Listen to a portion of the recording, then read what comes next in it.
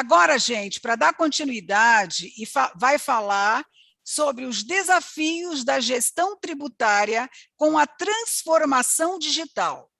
Chamamos o auditor fiscal do Estado do Espírito Santo, líder nacional da NFC e, pelo ENCAT, idealizador do Laboratório de Auditoria Fiscal Digital da Secretaria da Fazenda do Estado do Espírito Santo, é um dos maiores especialistas do país na área de transformação digital nas fazendas. Precisaremos muito de você, viu? Ele é o Bruno Aguilar, que já está aqui na nossa telinha. Seja muito bem-vindo. Você terá 20 minutos para abordar esse assunto. O espaço é todo seu, meu colega auditor. Boa tarde a todos. Boa tarde pelas palavras, Nilce, e também, de imediato, agradecer o convite, representando pela Sayonara, né, do GDFaz, mas todos os órgãos que compõem, como o Concefaz, que trouxeram as várias perspectivas, meu líder ali, presidente Luiz Dias, do ENCAT, que muito nos instiga e engaja para promover transformação, para pensar de forma inovadora, e todos aqueles que trouxeram, diante da sua perspectiva, esse olhar, essas propostas que foram abrilhantadas agora para o professor Oscar Moto Momura, que nos motiva, né? Ele dá um farol, a gente segue, a gente propõe as mudanças, e foi grandiosa uma palestra que nos faz realmente sair do lugar, propor novas perspectivas para o nosso entorno e para a sociedade também que nós estamos envolvidos. Primeiramente, agora eu vou dar início já colocando a minha apresentação, e aqui eu já inicio, vamos lá. Então, só me confirmem, já está a apresentação, mas exatamente essa importância da transformação digital, que foi o mote, foi o que a gente parou aqui. Então, queria agradecer também as pessoas que estão aí no YouTube, que estão, a Nilce colocou para curtir, mas compartilha, comente, que a gente cresce nessa troca, né? Foi colocado desde o início a importância dessa colaboração, a importância da gente estar aqui propagando as discussões, propagando esse conhecimento que possa ser engrandecido com uma proposta de transformação digital. É o grande mote. A pandemia nos trouxe um aceleramento dos processos, nos trouxe uma revisão também de nós como pessoas, das relações, né, virtuais ou relações presenciais. Transformou, não dá para avaliar antes sem o que a pandemia trouxe, como ela impactou nessa transformação digital. Especificamente, o que a gente vai buscar aqui refletir é na nossa gestão tributária, é como a gente, de certa forma, atua diariamente, né, nos desafios que toda a administração, o fisco, vivencia nesse novo mundo, né? O mundo tem essa nova proposta, né? A gente já coloca que o futuro não é mais como era antigamente, como já dizia, né, Legião Urbana. Já tem um mundo em transformação que nos pergunta se você mudou também. E se o nosso cliente, o contribuinte cidadão, também, o que ele espera de sua relação com essa gestão tributária?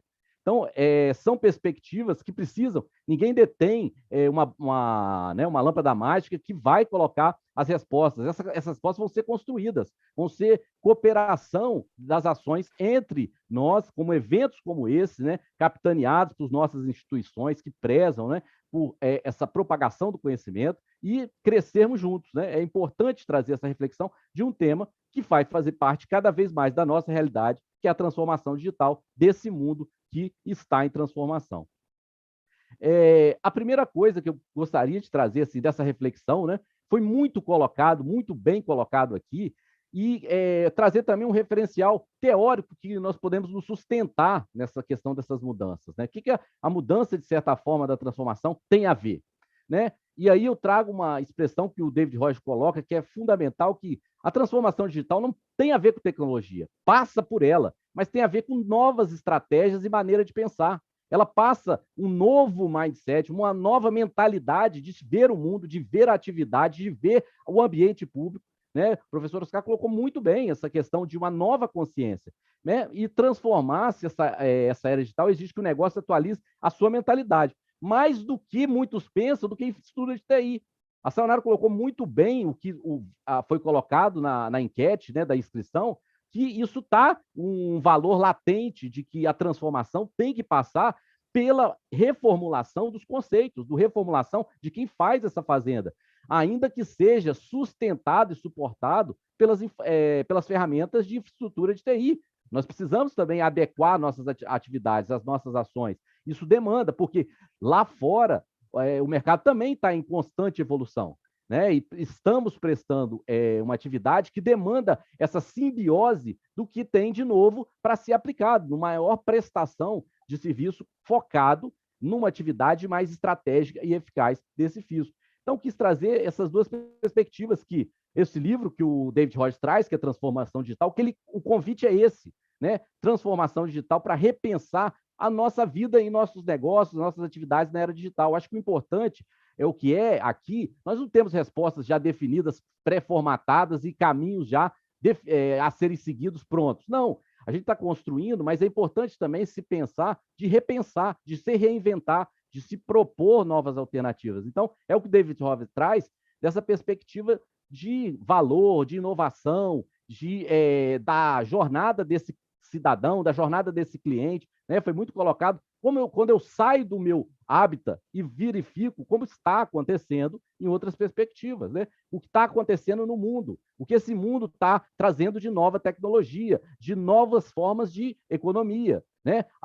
O que nós vivenciamos do comércio eletrônico transformou fortemente a nossa atuação. Os documentos fiscais eletrônicos refletiram essa mudança que estava acontecendo no mercado. A logística também passou por isso, né? Então, é importante ter também essas questões de se pensar essa transformação digital e construirmos, né, nessa jornada, nessa caminhada, os conceitos que vão nos sustentar. E aí, já que estamos falando de instituições, aqui nós estamos falando da gestão tributária, para a administração, para o fisco, é onde que nós nos habituamos, nos relacionamos, construindo a nossa personalidade de auditor fiscal, mas pensar também, eu acho que essa referência desse livro é importante, de organizações exponenciais. Como que essa economia digital se estrutura nessa perspectiva exponencial da nova tecnologia, da inovação, e a grande reflexão dessa possibilidade exponencial é que se nós refletirmos nas nossas aulas de matemática, qualquer potência, né, 1 elevado a 1000, ele continua 1, porque você está isolado. E aqui é colaboração, é construção. Então, assim, uma organização exponencial, ela é pulsante, ela tem uma troca desse corpo que ele propicia mudança, propicia novos olhares, propicia questionamentos. Então, é importante ter essa perspectiva de uma organização exponencial, mas que não é o único farol, mas ele é construído, né, de formas cooperativas, né? Como desse fisco, né, o Luiz também colocou muito bem aqui, esse fisco sai de uma visão perspectiva de repressão para olhar as formas colaborativas de interagir no mercado que ele atua, nas fiscalizações que ele faz, né? A gente sai de uma perspectiva Foucaultiana para uma perspectiva de cooperação, de colaboração, de um fisco ser estratégico também para o desenvolvimento do Estado, provedor, né, de formação. Então, é pensar essas estruturas, novas formas de um atuar dentro da perspectiva da administração tributária. Então, são duas obras que eu acho necessárias refletir, que traz esse conceito. Fuja daquelas expressões que só a tecnologia da informação vai resolver todos os problemas. Não, precisa criar uma cultura organizacional que pense de forma inovadora, que fomente a inovação. Então, é importante já ter essa perspectiva. E passando para uma outra situação, já que nós estamos começando uma jornada, começando uma reflexão, um desafio, todos estamos, como não temos respostas prontas, estamos assim, se existisse um oráculo fiscal, né? Se esse oráculo nos revelasse os dilemas que nós precisamos enfrentar para mudar, para promover essa transformação, né? Foi colocado aqui que a mudança é permanente, né? Já que citou Heráclito, vamos para um oráculo aqui para buscar essas perspectivas. O que esse oráculo pode fazer de nos trazer essas questões de mudança? A primeira questão que eu acho que tem que se revelar é que a gente tem que fugir de uma síndrome de Medusa. É a dificuldade de você olhar para si próprio, olhar para a instituição aonde precisa ser mudado. Porque a Medusa, na simbologia dela, quando você defronta o seu olhar, você vira pedra. Mas é porque a gente tem que romper com a possibilidade de nos tornarmos pedra, nos tornarmos algo que não mude, a atividade se torne atravancada, porque ela não se permite a ter um novo olhar. Foi muito colocado aqui a perspectiva da transformação digital, passando por um novo olhar. Então, essa síndrome de Medusa tem que ser afastada. Eu acho que o oráculo colocaria para nós essa questão de que, de fato, é necessário olhar para dentro de si, olhar para as nossas entranhas fiscais e ver o que precisa de fato ser mudado, o que aquele processo precisa ser suplantado. Então, é difícil? Claro que é. Mudar é doloroso, propor transformação é dolorosa, porque construímos uma personalidade, uma atividade num certo contexto. Então, é importante ter essa perspectiva. E uma outra questão é importante, já que saímos da Medusa, agora vamos para a figura do deus mitológico do Janô, do Janus, que, se todo mundo percebe aí, são duas cabeças, mas uma mais jovem e uma mais, né, mais experiente, mais velha, é que traz essa figura, né? O Janus é o deus da transição e da mudança. E aí o que ele traz? Essa figura de provocar a mudança, mas se vocês perceberem, as duas faces não se olham, como se o novo não pudesse conversar com o velho, como se as novas tecnologias não pudessem se apropriar do que foi construído de expertise. Então, assim, o Janus nos provoca que, para haver essa transição, é preciso também eu não estar afastado, eu não colocar caixas que me separam. O que é novo é tudo uma perspectiva belo, lindo, maravilhoso, e o que também foi construído, ele tem que ser afastado. Não, eles têm que ter convergências, ele tem que ser agregado. Então, essa síndrome de Janus, eu trago perspectivas, mas essas perspectivas não têm que serem afastadas entre si, elas não têm que olhar entre si, mas, de fato, propiciar mudança, né? E aí é o que traz essa expressão de que, muitas das vezes, a gente corre o risco, né? Tem medo de arriscar, porque você quer manter algo, né? Quer manter o status quo. Quando num ambiente em transformação, é arriscado. Quando você se mantém inerte numa mudança que você não tem mais, vivemos um contexto de incerteza. E aí, quando você se mantém com as mesmas práticas, com as mesmas formas, você fica inerte. E muitas das vezes, o importante, quando foi colocado aqui, o pensamento disruptivo para romper com o pensamento grupal. Porque, às vezes, o pensamento grupal torna engessada a instituição. Ele torna a você não questionar algo, porque sempre foi feito assim. Então, a idealização, a proposição de um pensamento disruptivo é para, de fato, causar fissuras nesse pensamento grupal, porque esse pensamento grupal ele não promove mudança. Então, assim, é algo que precisa ser construído e trabalhado nessa perspectiva desse oráculo fiscal para cada um de nós. Então, saindo dessa questão, mas quais são esses pilares, né? O que forma essa questão da transformação digital?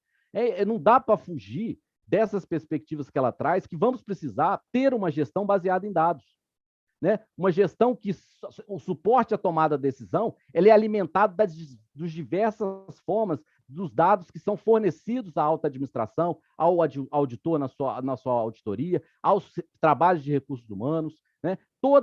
Tem que existir uma fluidez dessa informação, né? E como existe essa conectividade dos processos, como um processo impacta de uma forma em outra. Como que eu sou um fisco digital, mas eu sou também um fisco presencial, né? O chamado phygital, eu sou físico e digital, né? E como eu vou também entender esses novos modelos de negócio? Como que eu propicio essas mudanças ligadas aos novos modelos de negócio? E, fundamentalmente, para quê?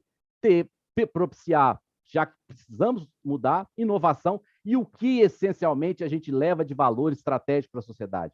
A sociedade nos olha desse aspecto. O que o fisco, o que os auditores, o que o papel da administração tributária traz de valor estratégico para a sociedade, para governos, né?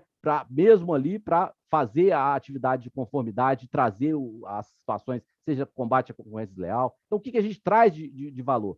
Mas pilar, eu estou falando aqui, ele tem que estar recheado, ancorado com algo que é essencial. E esse essencial passa por pessoas. Não dá para a gente fazer tudo isso se não tem pessoas.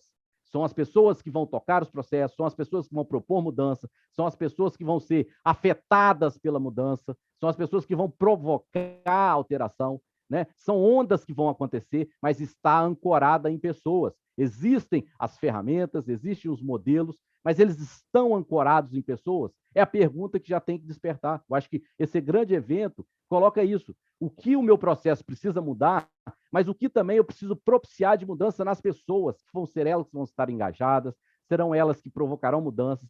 E como eu também provoco, né, esse olhar crítico também, de autoavaliação, né? Então, assim, estruturado em pessoas, com os pilares da transformação, com a tecnologia que vai permitir essas mudanças, como que eu avanço com isso tudo? Né? Então, você tem aí, de certa forma, referenciais teóricos, mudanças em pilares tecnológicos, mas a centralidade está nas pessoas. É importante deixar esse aspecto. Na valorização, uma questão muito bem colocada, a questão de refletirmos sobre acolhimento, situações de saúde mental. A minha instituição promove saúde mental também. Então, trazer essas questões nessas transformações para a instituição. E é importante, né, exatamente o que é a nossa matéria-prima, que é a base. Se eu falo que é uma gestão sustentada em dados, eu tenho que entender como que eu promovo essa transformação através dos documentos, que é a entrada, a minha matéria-prima. Hoje, os documentos eles têm que ser pensados muito além do aspecto fiscal. Ele tem que ser pensado no aspecto de prover soluções, de prover informação, de prover soluções estratégicas para o Estado. Então, estar dentro desse perfil que entende todo o arcabouço de informação que é alimentado, fiz como uma instituição de tratamento de informação, como que essas informações podem ser utilizadas para, de fato, trazer essa mudança que o McLuhan traz para nós, né? Que é o quê? Os homens criam as ferramentas e as ferramentas recriam os homens. Será que esse fisco hoje de 2022 é o mesmo fisco de 2015 ou 2019, pré-pandemia? Será que as formas, as novas economias não já mudaram o refletir, o pensar desses auditores? Né? E como essas informações não pode ser pensado um fisco como um repositório de informação, mas sim de informação pulsante e estratégica sendo trabalhado, seja na logística, seja nas diversidades de informações que nós produzimos e possamos utilizar para situações governamentais, de políticas públicas. É importante trazer essa mudança, né? Saímos de um olhar apenas penalista ou fiscalista para um olhar também de que eu posso prover informação estratégica para o Estado, né? Olha quantas ferramentas, né? A gente já pode refletir que já existem nessa perspectiva, né? Você tem o menor preço até sendo utilizado, olha, foi detectado em situações do menor preço que até na pandemia aumentou a demanda por remédios que estavam ligados à saúde mental. Então, por que eu não posso focar uma administração, uma política pública para isso, né? Agora, situações que a nota fiscal faz de simplificar a vida para o pequeno caminhoneiro, pequeno varejista, produtor rural, mas tudo numa informação estratégica da informação. Não, essa informação ela transforma a atuação, né? Modelos financeiros com documentos, né, de consulta das notas, processos eletrônicos. Então, tudo passa por repensar esses modelos que vivenciamos atualmente, mas esse Estado de que forma, né? Um fisco provedor de informação estratégica. É isso que tem que pensar. Mas eu preciso ter um ambiente que torne incentivado, se torne cada vez mais utilizada essa informação de maneira estratégica, que fomente isso, que promova, né, essas questões, né, quanto de economia se surge com os portais de compra pública estruturados nos documentos fiscais eletrônicos, né, que passa a buscar um preço. Como que a gente pode propagar essas mudanças, né? Como que também na pandemia a logística afetou tanto, eu precisava de melhor rastreabilidade das informações. Então, trazer o que eu transformo esse salto de um fisco provedor de informação estratégica. Porque Harari coloca muito importante esse grande desafio nosso, que é o seguinte, é o quê? Num mundo inundado de informações, muitas das vezes irrelevantes, clareza é poder. E o fisco tem toda essa capacidade, toda uma matéria-prima que traz informação clara, de informação que possa ser estratégica, e a gente fornecer, seja com ferramentas de mineração, com ferramentas, né, de tratamento de dados, clareza. Clareza do que está acontecendo, clareza de cenários econômicos, clareza de precificação, tudo está em nossas mãos, basta tratarmos e nos capacitarmos para isso. Então, é importante trazer essa perspectiva de que a economia digital foi muito colocada aqui, né?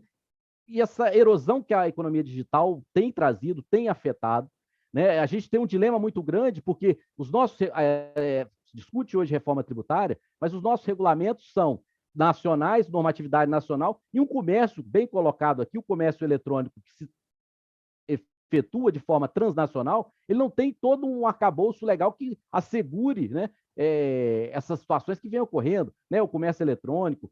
E aí você já fica com uma situação, a palavra mais comentada no ano de 2022 é metaverso. E aí já coloco um pensar aqui, um questionamento que eu ouvi recentemente. Como tributar robôs na vida real e pessoas no metaverso, pessoas na realidade virtual. Então, fica essas situações, porque já que a gente tem um emaranhado de dados, como proteger e fazer andar a Lei Geral de Proteção de Dados, protegendo esses dados, os crimes virtuais, que estão além da questão de uma certificação digital dos documentos fiscais eletrônicos, e precisamos construir laboratórios de análise dessas fraudes estruturadas no ambiente digital. Né? Aí o professor Oscar também colocou como que o blockchain pode ser pensado em outras situações cadastrais, pensados em informação fluida, né, de que possa ser trabalhada uma identidade no blockchain, e como também fiscalizar esse contexto de criptomoedas. Então, são desafios que são colocados que têm impactado fortemente a situação de nossa atuação e toda essa economia digital. A necessidade de uma reforma, de se rediscutir, é porque, dia após dia, a erosão da base tributária está constatada em razão dessa confusão, serviços digitais, o que é produto, o que já pode ser tratado. Então, como que a gente também vai se preparar para atuar nessa questão, para enfrentar esses dilemas, para trazer solução para esse desafio que está pautado para nós, né? Dessa transnacionalidade ligada, seja no comércio eletrônico, mas mesmo aqui do que vem surgindo, né? De crimes mesmo praticados através de estrutura que precisam estar além, às vezes, do que a gente tem de ferramental. Então, assim, foi bem colocado, esse futuro está aqui, só não está tão bem distribuído. E o que a gente precisa é estar o nosso farol ligado para onde está indo esse futuro, para onde que está acontecendo e como a gente vai nos capacitar e aprender. Porque exatamente se a gente vai iniciar esse processo, né, já caminhando para o nosso final, se a gente vai caminhar esse processo de transformação, é pensar exatamente nisso. Vamos iniciar. O que eu tenho que, de fato, promover? Né? O que tem que acontecer? Tem que passar pela liderança. A liderança tem que dar o tom da mudança. A liderança, o tom que vai ser praticado, o como caminhar, o como agir, tem que passar pela liderança para dar suporte a quem vão ser os atores dessa promoção. Né? Entender que, essencialmente, a cultura organizacional é fator preponderante. Né? Drucker coloca, a cultura organizacional consome a estratégia no café da manhã, quando não é bem trabalhada. Então, assim, a cultura organizacional é essencial, a liderança prover essas situações e entender qual é a cultura organizacional dessa instituição. Entender quais são as competências que precisam ser aprimoradas. O que eu vou investir? Qual o local que eu trabalho as minhas competências e promovo transformação? Né? Entender esses cenários. Quais são as competências essenciais hoje para uma administração tributária, para um auditor fiscal estar desenvolvendo?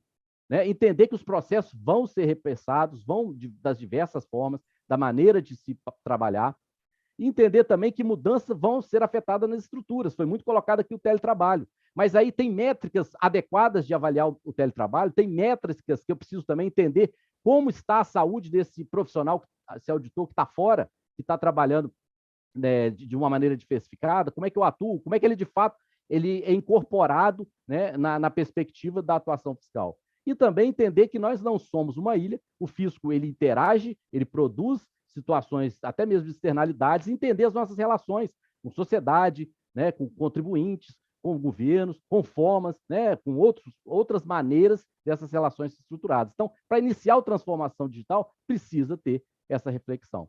Então, assim, colocar o quê? Eu queria deixar, assim, para encerrar, essas reflexões nesse seguinte aspecto. Como que está a jornada desse contribuinte numa administração tributária em transformação? Não é a proposta deixar respostas, soluções, mas colocar aqui perguntas que possam estar ecoando daqui para frente. Né? Primeiro, assim, essa administração hoje ela é transparente?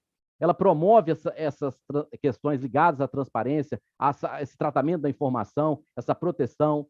Essa também, esse fisco ele é integrado e com multicanais. O contribuinte é acessado nas várias formas, seja de uma maneira digital, tem uma ferramenta de rede social, tem outra maneira presencial, ele é multicanal.